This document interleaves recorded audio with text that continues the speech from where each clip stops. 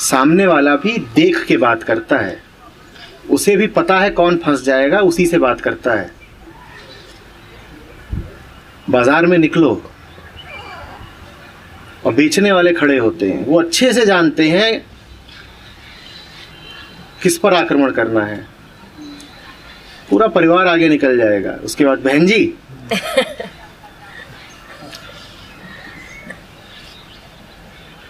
कभी देखा है कि वो कह रहे हो भाई साहब बातों में नहीं आते ना, बहन जी बातों में आ जाती हैं।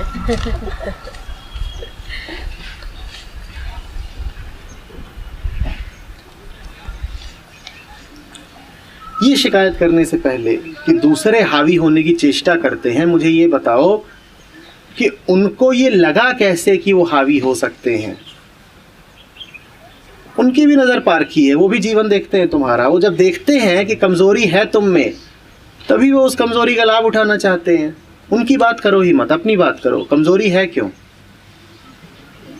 तुम कमज़ोर ना होते तो ये बात तो छोड़ो कि तुम लड़ाइयाँ जीत जाते। मैं आश्वस्त करता हूँ, तुम्हें लड़ाइयाँ लड़नी ही नहीं पड़ती। वो आते ही नहीं तुम्हें चुनौती देने। लगड़बग्घे को जान गंवानी है, हाथी से लड़ने आएगा।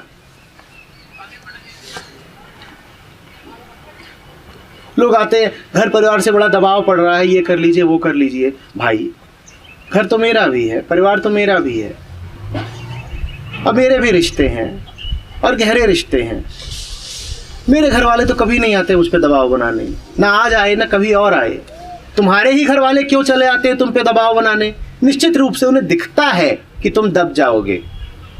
और क्यों दिखता है? क्योंकि उन्होंने देखा है कि जिंदगी के हर मुकाम पे तुम दबते ही रहे हो। जब तुम दबे ही जाते हो तो वो भी आते हैं, कहते हैं चलो हम भी दबा दें, लेट्स ज्वाइन द पार्टी। बहती गंगा में हम भी हाथ धो लें, लूट मची हुई है हम भी लूट लें।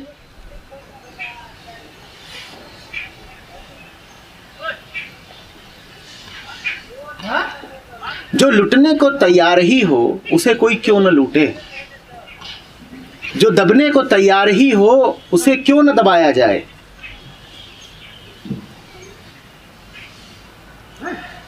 जो मूर्खता पे आमादा हो उसे कोई और आएगा क्या मूर्ख बनाने? आपका जीवन गवाही होता है।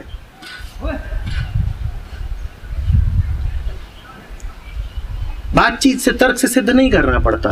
आपका जीवन बता देता है कि आपके साथ क्या व्यवहार उचित है।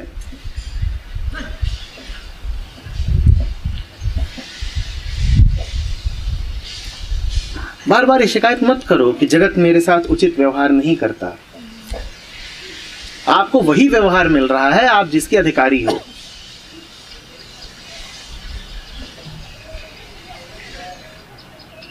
आप अपना जीवन बदलो, लोगों का व्यवहार स्वतः बदल जाएगा।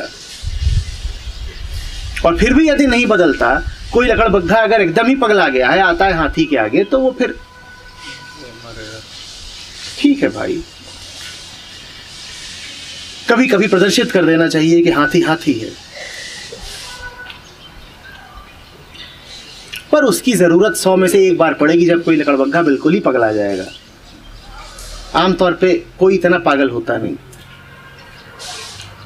बल होने का मजा ही यही है कि बल फिर प्रयोग नहीं करना पड़ता,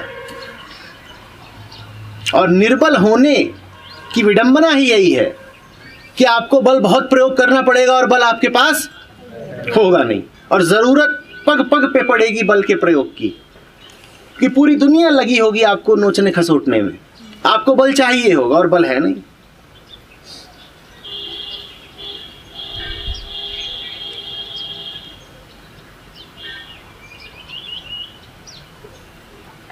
जीवन अपना ऐसा रखो कि तुम्हारे चेहरे से तेज फूटे।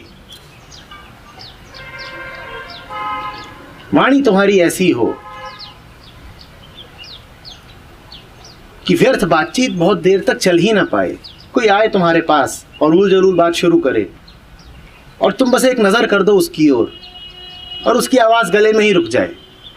ऐसी तुम्हारी नज़र होनी चाहिए। तुम्हारा अगर चेहरा ही ऐसा है कि वो अपमान को आमंत्रित कर रहा है, तो लोग आके अपमानित करेंगे ही ना। लेकिन समाज में तो मतलब पावर हो, पैसा हो, उसे बलवान माना जाता ना पावर ना पैसा, एक नज़र काफ़ी होती है। और वो नज़र आप ओढ़ नहीं सकते, उस नज़र का आप अभिनय नहीं कर सकते। वो नज़र आत्मा से निकलती है। जीवन जब सही दिया होता है तब आँख में वो बात आती है कि फिर कोई बदतमीजी नहीं कर सकता आपके साथ। हमारी आँख में वो बात नहीं।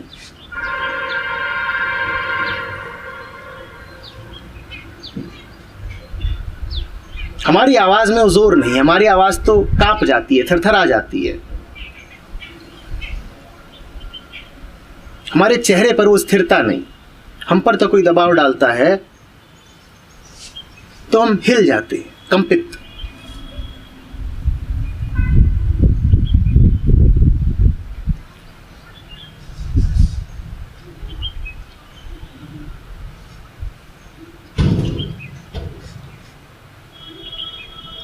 ऐसे ही एक किसी कैंप में मैंने कहा था कि या तो एक के सामने सर झुका लो या हजारों के गुलाम रहना। तुम अगर पाते हो अपने जीवन में कि हजारों तुम पे राज करते हैं, जिसको देखो वही तत्पर हो जाता है तुम्हें गुलाम बनाने को, तो समझ लो कि तुम्हारे जीवन में समर्पण की बड़ी कमी है।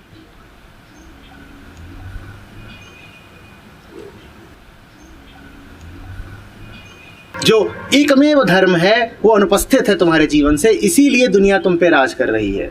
जो सत्य के सामने नहीं झुकेगा उसे न जाने कितनों के सामने झुकना पड़ेगा, और जो सत्य के सामने झुक गया अब वो किसी और के सामने नहीं झुकता।